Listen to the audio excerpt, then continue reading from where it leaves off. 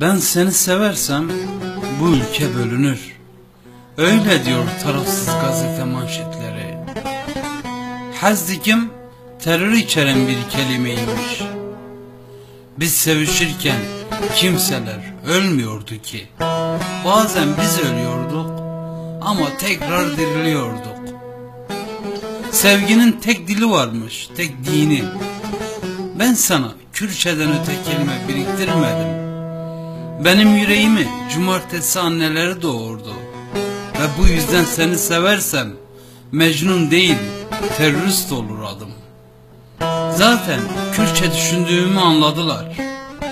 Gözlerine de bakarsam tutuklarlar beni. Bilirler Kürdün bakışını, bakarken cesur duruşunu.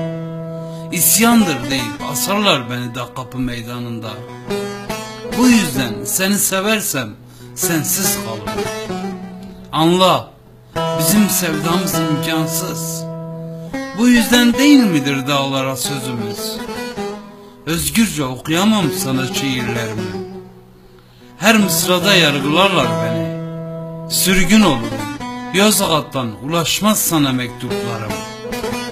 Ben seni Kürtçe severim. Kaçak tütünle hasretini, kaçak çayla nefesini yudumlarım. Ben seni seversem devletin bütünlüğü bozulur. Gökten Roboski bombalar yağar.